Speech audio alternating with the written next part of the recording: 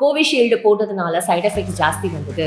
நெறைய death rate இருக்கிற மாதிரி பேசுறாங்க. இது ஒரு மாதிரி பரவலா பயம் கிரியேட் ஆயிருக்கு. எவ்வளவோ டாக்டர்ஸ் விளக்கம் குடுத்தாலும் இன்னும் அந்த பயம் போகல.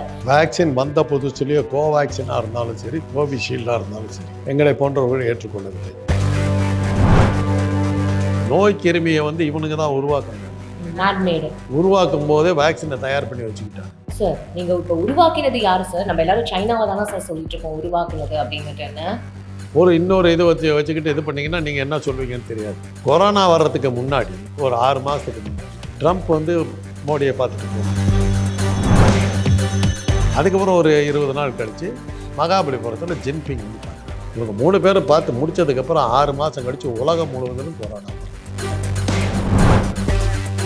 Russia made an allegation.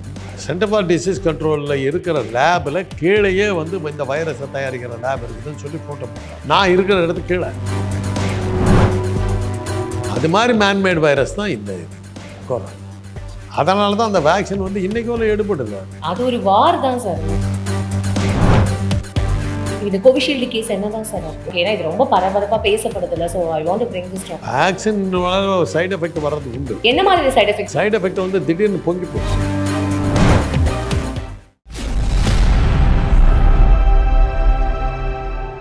Big bang Tamil பிபிடி நியூஸ் நேயர்கள் அனைவருக்கும் வணக்கம். இன்னைக்கு நம்மளோட டாக்டர் காந்தராஜ் சார் அவர்கள் இருக்காரு. அவர்கிட்ட நிறைய நிகழ்வுகள் பத்தி கேட்க போறோம். நிகழ்ச்சிக்கு போகலாம். வணக்கம் சார். சார், இப்போ நீங்க பீயிங் டாக்டர், இப்போ பரபரப்பாக பேசப்படுற ஒரு விஷயம் என்னன்னா கோவிஷீல்டு போட்டதுனால சைட் எஃபெக்ட்ஸ் ஜாஸ்தி வந்தது. ஆனால் கோவேக்சின் போட்டால் எனக்கு அந்த மாதிரியான சைட் எஃபெக்ட்ஸ் இல்லை. அது மட்டும் இல்லாமல் கோவிஷீல்டு நிறுவனமே என்ன சொல்லியிருக்கு அப்படின்னா, ஆமாம் கொஞ்சம் அந்த மாதிரியான பிரச்சனைகள் இருக்கும் அப்படின்னு சொல்லிட்டு அவங்களுமே கோர்ட்டில் இந்த மாதிரி சொல்லியிருக்காங்க. பட் பெருசாக பாதிக்கப்படுறவங்க என்னன்னா 35 வயசுலேருந்து 40 வயசுல இருக்கிறவங்க தான் நிறைய பாதிக்கப்பட்டிருக்காங்க. அவங்களுக்கு தான் சைட் எஃபெக்ட்ஸ் ஜாஸ்தி நிறைய டெத் ரேட் இருக்கிற மாதிரி பேசுகிறாங்க. இது ஒரு மாதிரி பரவலாக பயம் கிரியேட் ஆயிருக்கு. எவ்வளவோ டாக்டர்ஸ் விளக்கம் கொடுத்தாலும் இன்னும் அந்த பயம் போகலை. இது எப்படி சார் பார்க்கறது? வேக்சின் வந்த புதுசுலேயே கோவேக்சினாக இருந்தாலும் சரி, கோவிஷீல்டாக இருந்தாலும் சரி, எங்களை போன்றவர்கள் ஏற்றுக்கொள்ளவில்லை.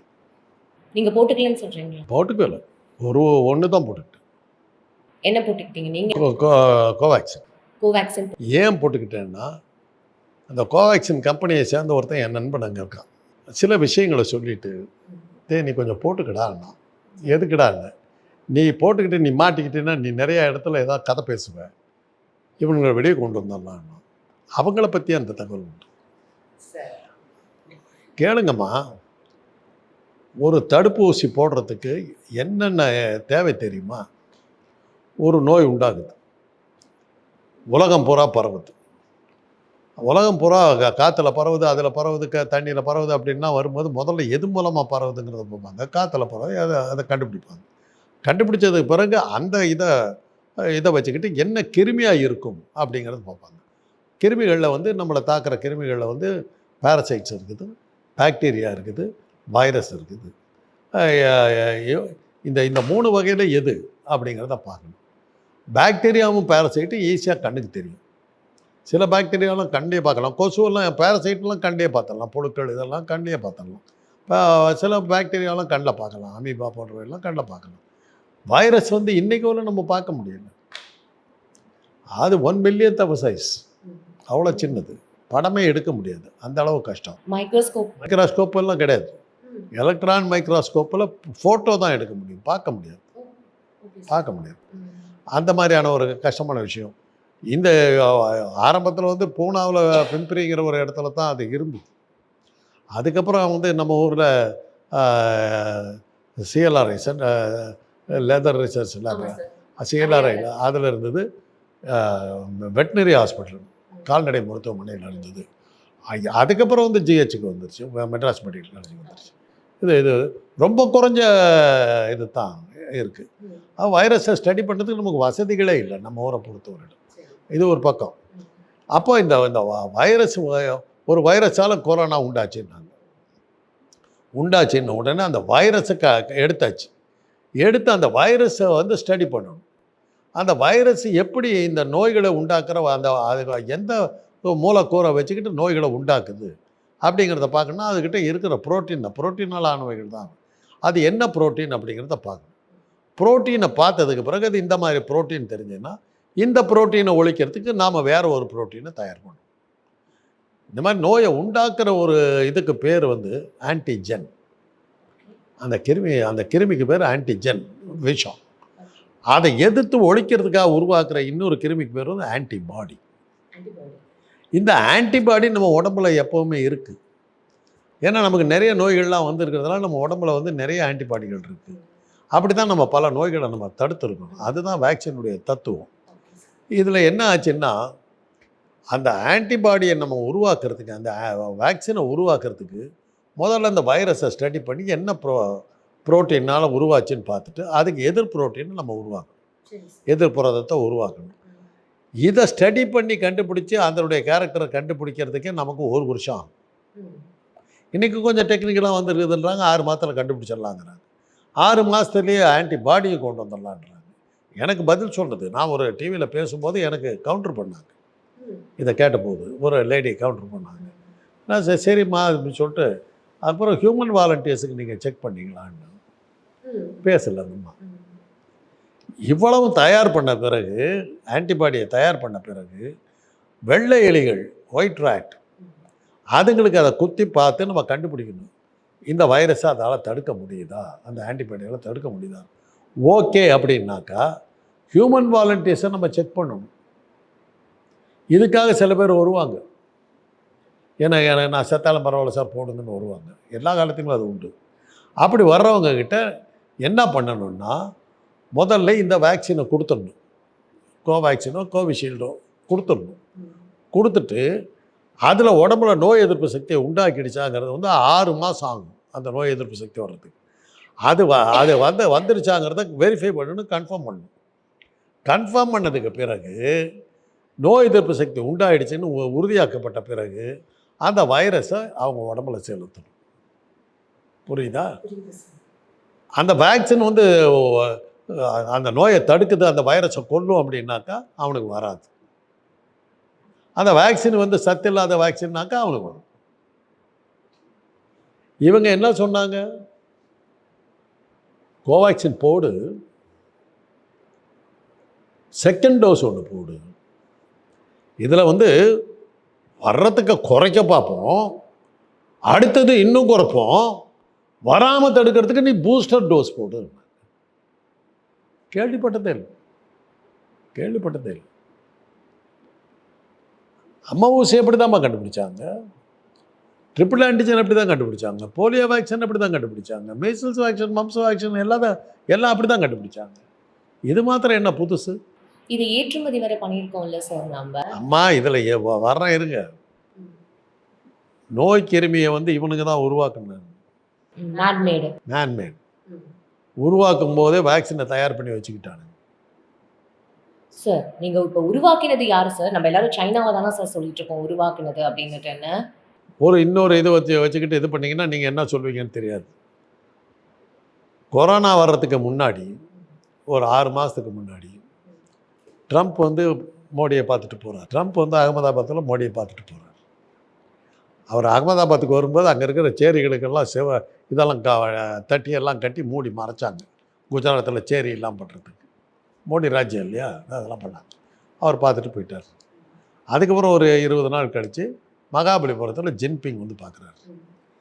இவங்க 3 பேரும் பார்த்து முடித்ததுக்கப்புறம் 6 மாதம் கழித்து உலகம் முழுவதிலும் கொரோனா பரவும். இது காக்கை உட்கார பணம் பழம் உள்ள கதை.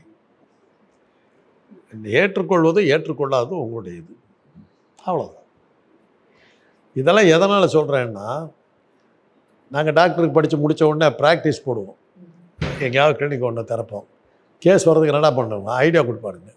குடிக்கிற தண்ணியில் ஏதாவது கால்ரா கிருமி போட்டு விட்டுறான், எங்கே பார்த்தாலும் டயரியா வந்துடும், வர்றான், அதை வச்சு பொழைச்சிக்கலாம் பாருங்க. ஏறத்தாலும் அதே டெக்னிக் தான் இது. இதில் என்ன பண்ணாங்கன்னா, உலகம் முழுவதும் பொருளாதார வீழ்ச்சி, பயங்கர வீழ்ச்சி. அந்த பயங்கர வீழ்ச்சியிலேருந்து வெளியே வரதுக்கு உங்களுக்கு என்ன பண்ணுறதுன்னு தெரியல. They created this man-made virus, ready பண்ணி வச்சுட்டு கொடுக்குறாமா. ஆனால் இது வந்ததுக்கு அப்புறம் தானே சார் இன்னும் பொருளாதார வீழ்ச்சி ஜாஸ்தியாச்சு. அதை தான் கவுண்டர் இதாகி போச்சு, பேக் ஃபயர் ஆகிடுச்சு. ஏன்னா மக்கள் முடிச்சுக்கிட்டாங்க. வேக்சின் 3 வேக்சின் விற்று இதை அந்த வேக்சின் விற்கிற காசுலேயே பொழைச்சிடலான்றது தான் கணக்கு. வேக்சின் போட்டாலும் வரும் வராதுங்கிற மாதிரி கதை பேசுகிறபோது செகண்ட் டோஸுக்கு யாரும் வரமாட்டேன்ட்டாங்க. பூஸ்டர் டோஸ் அடிபட்டு போச்சு. நான் ஒரு டிவியில் இது வந்த கேள்வியெல்லாம் கேட்கும்போது அவங்க கவுண்டர் பண்ணிக்கிட்டே வந்தாங்க. அப்புறம் வந்து அவரை பேச வேணான்னு சொல்லுங்க. ஆமாம். அப்புறம் நான் என்ன பண்ணேன், அரசாங்கம் ஒரு முயற்சி எடுத்துக்கிட்டு இருக்குது. அதுக்கு என்னை போல் பல பேர் பல கேள்விகள் கேட்பாங்க. பதில் சொல்ல முடியாத கேள்விகளாக கூட இருக்கும். அதெல்லாம் நம்ம வந்து கணக்கில் எடுக்கக்கூடாது. இன்றைக்கி அந்த நோயை எதிர்த்து போராடுகிற அரசாங்கம் போராடி கொண்டிருக்கும்போது நாம் அதை வந்து கை கொடுத்து ஆதரிக்க வேண்டியது நம்முடைய கடமைன்னு சொல்லி வந்துட்டேன். அப்படி தான் இருந்துச்சோம். சார், இப்போ எனக்கு ஒரு டவுட்டு சார். இப்போ இந்த கொரோனானால இந்த வேக்சின் போட்டதுனால கண்டிப்பாக கொரோனா வராமல் இருந்திருக்கு அப்படின்ற மாதிரி ஒரு தன்மையே இல்லைன்னு நீங்கள் சொல்கிறீங்களா? அது ப்ரொடெக்ஷன் கொடுக்கணுமா? வேக்சின் எதுக்காக போடுறோம்? சரி சார். அப்போ அது போட்டதுக்கு அப்புறமும் வந்து இப்போ கொரோனா நிறைய பேருக்கு வந்திருக்கலாம். அது அவங்களோட பாடி இம்யூனிட்டி சிஸ்டம்ன்ற மாதிரி நிறைய விஷயம். இம்யூன் சிஸ்டம் வந்து டெவலப் ஆகிறவர்னு போடணும். இப்போ எனக்கு வந்து எங்கள் காலத்தில் அம்மை வந்து பயங்கரம். இப்போ பெரிய அம்மை ஸ்மால் பாக்ஸ் பயங்கரமாக இருந்தது. இப்போ நாங்கள் பெங்களூரில் இருந்தோம். பெங்களூர் வந்து இன்ஃபெக்டட் லைக் எனிதிங். பிளேகு அம்மை ரெண்டும் பெங்களூரும் ஒசூர் பூனா இது 3 மாட்டிச்சு. அதனால தான் நாங்கள் வந்து பெங்களூரை காலி பண்ணிட்டு சேலத்துக்கு வந்துட்டோம். எல்லாம் வெக்கேட் பண்ணிட்டோம். அந்த அளவுக்கு. அப்போ நான் குழந்தை. எனக்கு 4 தடவை அம்மா ஊசி குத்துனாங்க. கையில் பார்க்கலாம் நீங்கள். 4 தடவை. இதில் 2 இதில் 2. ஏன்னா அந்த வேக்சின் எடுபடல, சரியாக வரல. அடுத்தடுத்து குத்துனாங்க. ஆரம்பத்தில் இந்த பிரச்சனைகள் வரும். ஆனால் ஒரே ஊசியை தான், ஒரே அம்மா ஊசியை தான் போட்டாங்க. அதில் பூஸ்டர் டோஸு பேஸ்டர் டோஸு இதெல்லாம் கிடையாது. ஒரே இதுதான் போட்டாங்க. அதுக்கப்புறம் வரல, நின்று போச்சு. ஒரு காலகட்டத்துக்கு பிறகு ஒரு 100 வருஷம் கழித்து ஏறத்தாழ அம்மை நோய் ஒழிக்கப்பட்டு விட்டது. இன்றைக்கி இல்லை அம்மை. போலியோ இன்றைக்கி இல்லை. உலகத்தில் கடைசியாக வந்து பீகாரில் ஒரு கேஸு ரிப்போர்ட் ஆச்சு. போலியோ அது ஒன்று சொல்லுவாங்க பீகாரை பற்றி. உலகத்தில் ஒரு நோய் இல்லை அழிஞ்சு போச்சு அப்படின்னாக்கா பீகாரில் 1 வருஷத்துக்கு அந்த கேஸ் வராமல் இருந்ததுன்னா அந்த நோய் மனுஷனை விட்டு போயிடுச்சுன்னு அர்த்தம்பாங்க. அந்த மாதிரி தான் பேர் பீகாருக்கு அந்த பேர் உண்டு. எங்களையெல்லாம் போட்டாங்கம்மா இதுக்கு போஸ்டிங்கு. நல்லா ரெடி ஆகிட்டேன் போகிறதுக்கு. அப்புறம் ஏன்னா சாவறதுக்கு போறியான்னாங்க. அப்புறம் தான் கேட்டால் அதுக்கு ரெக்கார்டு எப்படி, ட்ராக் ரெக்கார்டு எப்படி. சவுத்துலேருந்து அனுப்புகிறாங்க, நம்ம சாப்பிட்டோம். நம்ம தான் உடனே அலைவோம், கிளம்பிட்டோம். அவன் கமால் ஷெரீஃப்னு கிளாஸ்மேட்டு தான் சொன்னாடி, ஊராடாது போனீன்னு போய் இறங்கணுன்னே இப்போ எல்லா டிசீஸும் வந்துடும்டா, மாட்டிக்க விடாண்டா. அப்புறம் தான் தெரிஞ்சு பார்த்தா சவுத் இண்டியன்ஸும் இது பண்ணுறாங்க. இன்னொன்று சொல்கிறேன் கேளுங்க. நான் எய்ட்ஸ் கண்ட்ரோல் அதிகாரியாக இருந்தபோது கலிஃபோர்னியாவிலேருந்து ஒரு டாக்டர்ஸ் குரூப் வர்றாங்க. ஒரு வேக்சின் தயார் பண்ணிட்டோம் எய்ட்ஸுக்கு. அதை வந்து எங்களுக்கு ஹியூமன் வாலண்டியர்ஸ் வேணும்னு சொல்லிட்டு எங்கே வர்றான், டெல்லியில் வந்து பார்த்துட்டு சென்னைக்கு வர்றான். ஏன் டெல்லியில் பார்க்கக்கூடாதா? ஏன் சார்? இழிச்சவாயன் தமிழன் வந்தாங்க, உக்காந்தாங்க. அவங்க கேட்ட நேரம் நான் ஆஃபீஸரு மாட்டிக்கிச்சு.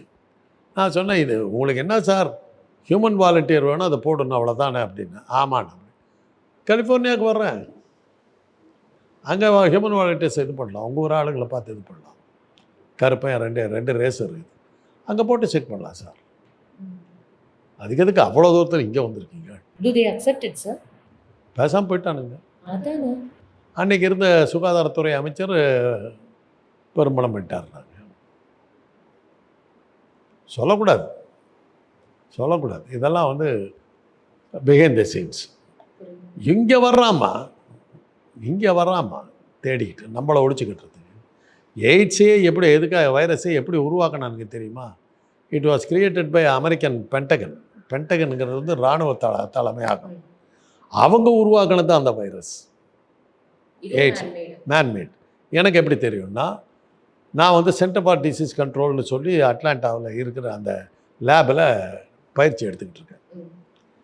அதே அந்த வைரஸ் லேபில் எய்ட்ஸ் லேபில் பயிற்சி எடுத்துக்கிட்டு இருக்கேன். அதே அண்டர் கிரவுண்டில் இருக்கும். அன்றைக்கி நாங்கள் போன உடனே நாங்கள் 6 பேர் ஃபாரினர்ஸ், மற்றவெல்லாம் அமெரிக்கன்ஸ். எங்கள் 6 பேர்த்தையும் ஸ்டீவ் கிராஸ்னு ஒரு சீஃபு காரில் ஏறிக்கிங்கன்ட்டார். சரி எங்கேயோ கூப்பிட்டு போகிறான் போட்டுக்குன்னு ஏறி உக்காந்துக்கிட்டோம். ஒரு 40 பேருக்கு அந்த பக்கம் கூட்டிகிட்டு போய் அங்கே ஒரு இடத்துல உட்கார வச்சிட்டாங்க. ஒரு அப்பார்ட்மெண்ட் மாதிரி இருக்குது. எங்கள் 6 பேர்த்தையும் தங்க வச்சிட்டாங்க. 2 நாள் அங்கே இருந்தோம். என்னத்துக்குன்னு பார்த்தா ரஷ்யா மேட் அன் அலிகேஷன்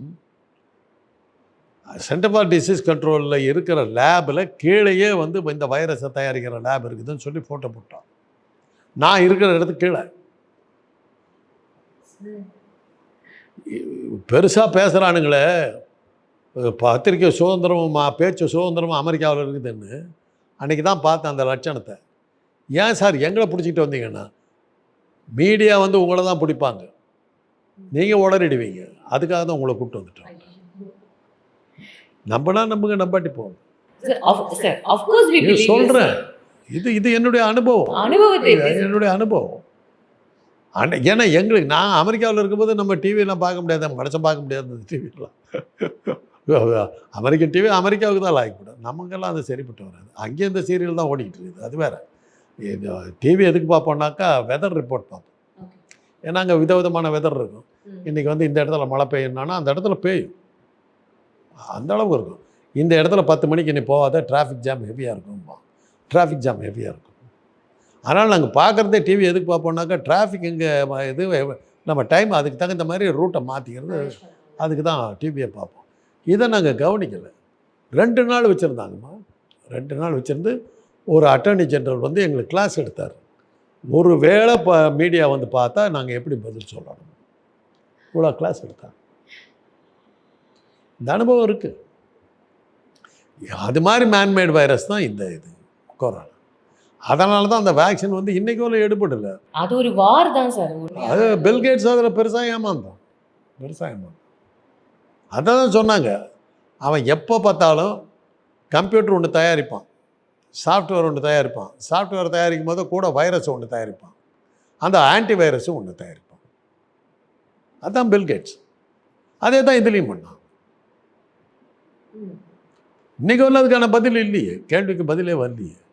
இந்த கோவிஷீல்டு கேஸ் என்னதான் சார்? கோவிஷீல்டு கேஸ் அது ஒன்றும் பெருசாக எஃபெக்ட் இருக்காதுமா சார். அது மக்களுக்கு கொஞ்சம் சொல்லுங்கள் சார். அந்த வேக்சின் போட்டதுனால இப்போ இவ்வளோ பெருசாக பரபரப்பாக பேசப்படுறது என்னன்னா, அந்த வேக்சின் போட்டதுனால தான் இந்த 35லேருந்து 40, இந்த 30லேருந்து 40 ஒரு பர்டிகுலர் ஏஜ் குரூப் வந்து பெரிய லெவலில் அஃபெக்ட் ஆயிருக்காங்க, நிறைய டெத் ரேட் ஜாஸ்தியாக இருக்குன்னு சொல்கிறாங்களா? அதுக்கு நீங்கள் பதில். அதுக்கான ஆதாரங்கள் வேணும். ஹார்ட் அட்டாக்கில் ஒரு ஆள் செத்து போனால், அந்த வயசில் செத்து போனான்னா இந்த கோவிஷீல்டு தான் காரணங்கிறதுக்கு ஆதாரம் வேணும்.